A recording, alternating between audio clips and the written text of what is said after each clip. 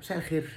ايه الاخبار؟ انا مش فاهم بجد يا جماعه، هو اختراع التليفون ده اختراع جديد؟ ده جديد بقاله سنتين، لسه حد مخترعه قريب وكلنا بقى محتاجين كتالوجات نتعامل بيه ازاي؟ حبيبي لما تيجي تكلمني في التليفون هنتفق على كام رول كده هنمشي بيهم، المكالمه هتمشي في سكه احنا فاهمينها بدل العبثيه اللي احنا عايشين فيها دي. كبدايه كده انت الطبيعي بتكلم حد رد عليك بتقول ايه؟ بتقول الو. بدايه الموضوع ان انت لازم تقول الو، ما جيش ارد عليك انت فين بتعمل ايه. بقول لك محمد جاي لنا بعد في ايه. ده مش لاسلكي حضرتك، انا مش خدمه عملاء، انا مش هوت لاين. كلمني قول لي الو، اقول لك الو، نبدا ده اللوجيك، يعني ده اللي جراهام بيل اللي اخترع التليفون عامله. انا مش بخترع حاجه من نفسي والله. اقرا، انا فتحت جوجل مخصوص اسال على اصل الكلمه عشان افهم الناس ما بتقولهاش في موقف شخصي. هل هي مقاطعه؟ لا مش مقاطعه. تاني بقى معلومه، لما تيجي تكلمني في التليفون من فضلك لو سمحت لما تيجي تقفل قول باي. ايه رايك؟ ودي بقى بالذات بوجهها لبابا. ده زي ما قلنا مش ووكي توكي، احنا مش بنقول اخباري، احنا مش امناء شرطه اللي هو انا جيت انا وصلت حضروا الغدا تك.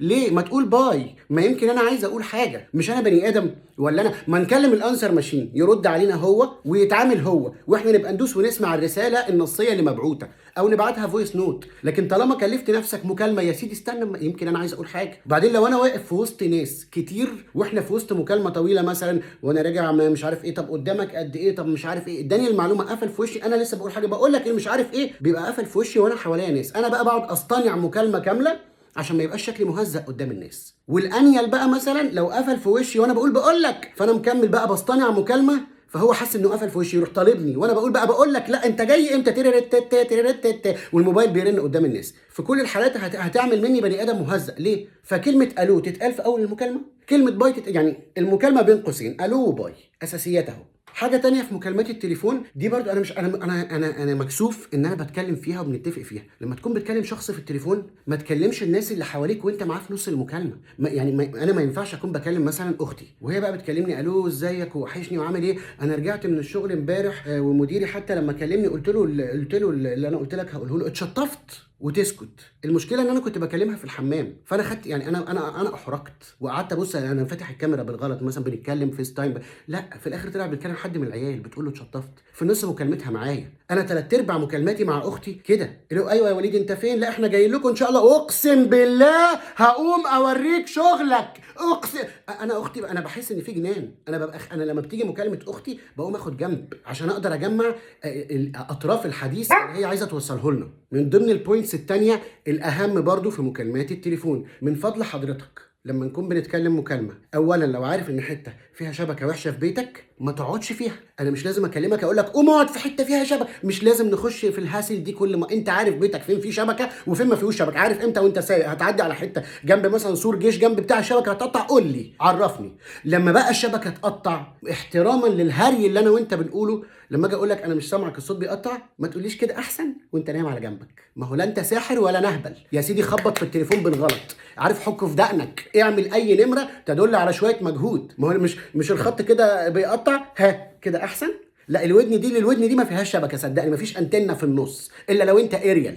ولما تيجي بقى تكلمني في التليفون تلاقي الخط بيقطع ما تتنرفزش عليا، انا مش وزير المواصلات والاتصالات، انا مش وزير اصلا، انا مش حاجه، فما تتنرفزش عليا، روح اتنرفز على اللي قطعوه، اتنرفز على الشبكه. انا دافع والله انا دافع، وانت مكلمني وانا مكلم، انا شاحن، انا عملت الهوم ورك اشحن تليفوني واشحن خطي الاثنين معمولين، ما تتنرفزش، انا مش لازم اتشتم. ودي برضو رساله بوجهها لبابا، الخط لما يقطع ما تشتمنيش يا حاج، انا كبير على ان انا اتشتم، لما اغلط اشتمني، ما تشتمنيش عشان الخط بيقطع، ما تقوليش ايه على ابو شكلك الخط بيقطع وانت بتتكلم. انا مالي، ما انا نفسي اسمعك وتسمعني، وبعدين ما انا كده انا عارف ان انت مش هتقول باي وهتقفل في وشي بعد ما تخلص اللي انت عايزه. نرجع تاني لاصول الكلام في التليفونات، لما تكلم حد الباك جراوند بتاعته ان هو مهندس، هو ما بيزعقلكش، هو صوته عالي لانه ودانه بايظه من الرزع بتاع الموقع طول اليوم، فلما تلاقيه بيكلمك وفي نص الكلام بيقول لك انا جاي بكره ومش، هو مش بيهددك، هو مش بيقول لك انا جاي اطلع، لا هو عادي بيقول معلومه، هو بالنسبه له سامعها كده انا جاي بكره ان شاء الله اتغدى عندكم. لكن طلعت ازاي انا جاي بكره ان شاء الله اتغدى عندكم، قول للمدام. هو ده يعني هو دي امكانياته، هو الظروف والزمن حطه هنا، مش هنبقى احنا والزمن عليه. زي بالظبط لما تيجي تكلم دكتور، وانا اختي دكتوره بقول لكم بجد من خبره، الدكتور مكالمته كلها اسئله، كلها اسئله، هو بيشخصك في الكيس اللي بتتكلموا فيها في اي حاجه. تقول له مثلا اي حاجة، بابا كان بيتغدى عندنا، بابا كان بيتغدى عندكم، جالك الساعه كام؟ اكلته ايه؟ قاعد في انهي كرسي على ترابيزته؟ هو اسئلته الدكتور فضولي معروفه. دي كلها ابتلاءات من الزمن والدراسه. احنا مش هنبقى احنا والزمن على هذه المهن، نقف جنبهم، نحاوطهم، ما نحسسهمش باستغراب، نعملهم المعامله العاديه، وبرده بلاش نوفر تعاطف معاهم فهو يحس ان هو اقل منك. عارف لما يبقى حد غلبان قوي فانت تبقى طيب قوي، ما تعملش، عامله عادي، تجاهل الخلل اللي في مخه في النقطه دي. نقف جنب بعض. انت مش عارف انت هتشتغل ايه بكره، انت مش عارف الظروف مودياك لايه. ومن ضمن برضو اهو بشوف عمال اعيد، من ضمن برضو الحاجات المهمه جدا لما يبقى في مكالمه تليفون، لما اكون بتكلم انا بقى في التليفون زي ما قلت لك، ما تكلمش حد وانت بتكلمني، ما تكلمنيش وانا بكلم حد. ما ينفعش اكون انا في مكالمه تليفون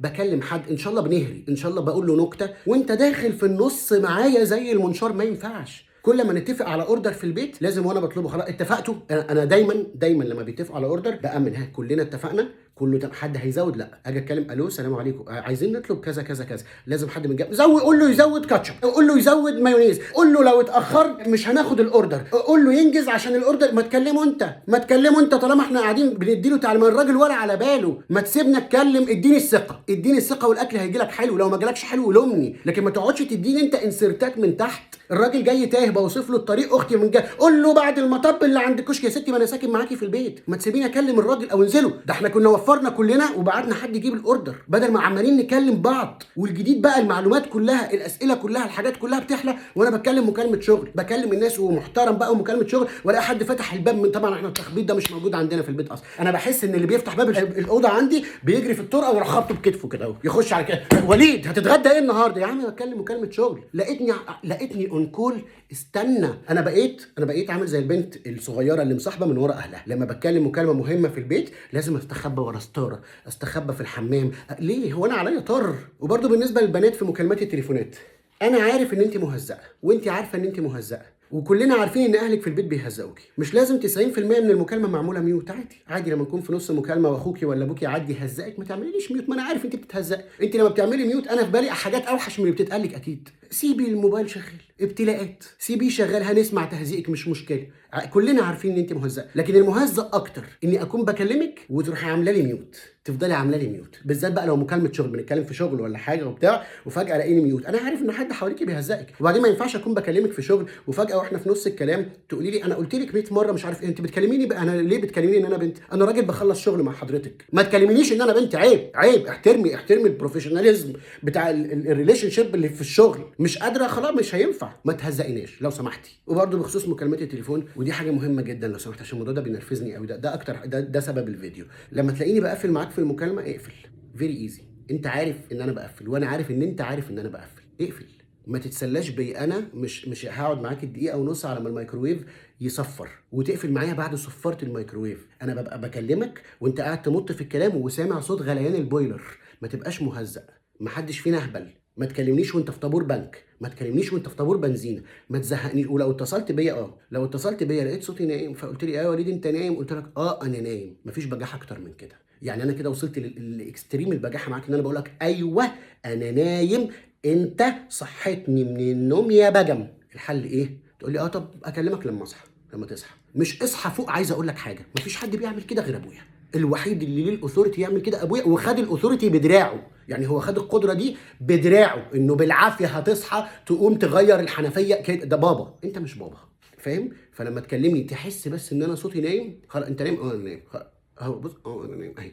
انا والله في ناس بتكلمني بصطنع النبره اللي هو الو لا انا نايم دلوقتي. انا بعمل كده قاصد عشان يقفل، وبرده ما بيقفلش، بيتنح. نحط الليميتس بتاعتنا في مكانها. التليفون مش اختراع جديد، ده قرب ينقرض ويخترعوا حاجه جديده. فاتليست لما ينقرض نكون احنا عملنا اللي علينا. كفايه تنح، يلا سلام عليكم.